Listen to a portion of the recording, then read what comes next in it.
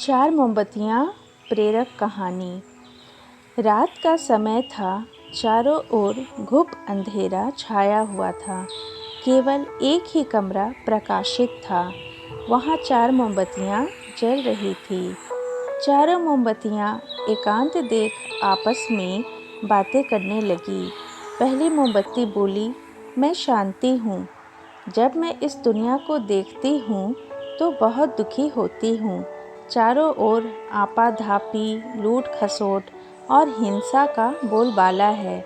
ऐसे में यहाँ रहना बहुत मुश्किल है। मैं अब यहाँ और नहीं रह सकती। इतना कहकर मोमबत्ती बुझ गई। दूसरी मोमबत्ती भी अपने मन की बात कहने लगी। मैं विश्वास हूँ। मुझे लगता है कि झूठ, धोखा, फरेब, बेईमानी मेरा वजूद खत्म करते जा रहे हैं। ये जगह अब मेरे लायक नहीं रही। मैं भी जा रही हूँ। इतना कहकर दूसरी मोमबत्ती भी बुझ गई। तीसरी मोमबत्ती भी दुखी थी। वह बोली, मैं प्रेम हूँ। मैं हर किसी के लिए हर पल जल सकती हूँ, लेकिन अब किसी के पास मेरे लिए वक्त नहीं बचा। स्वार्थ और नफरत का भाव मेरा स्थान लेता जा रहा है। लोगों के मन में अपनों के प्रति भी प्रेम भावना नहीं बची। अब ये सहना मेरे बस की बात नहीं। मेरे लिए जाना ही ठीक होगा, कहकर तीसरी मोमबत्ती भी बुझ गई। तीसरी बत्ती बुझी ही थी कि कमरे में राकेश ने प्रवेश किया। मोमबत्तियों को बुझा हुआ देख उसे बहुत दुख हुआ।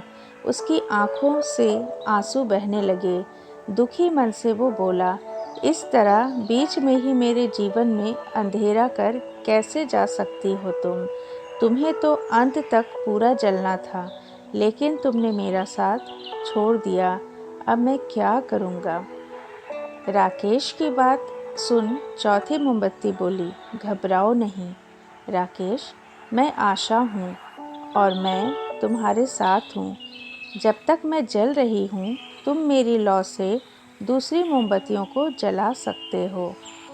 चौथी मोमबत्ती की बात सुनकर राकेश का ढाढ़स बंध गया। उसने आशा के साथ शांति, विश्वास और प्रेम को पुनः प्रकाशित कर लिया। कहानी से सीख।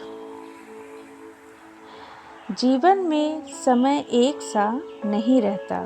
कभी उजाला रहता है तो कभी अंधेरा।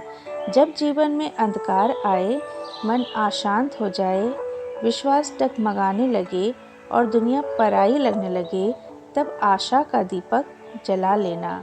जब तक आशा का दीपक जलता रहेगा, जीवन में कभी अंधेरा नहीं हो सकता। आशा के बल पर जीवन में सब कुछ पाया जा सकता है। इसलिए आशा का साथ कभी न छोड़ें। तो दोस्तों, मैं उम्मीद करती हूँ आपको ये कहानी अच्छी लगी होगी। कहानी सुनने के लिए आपका धन्यवाद।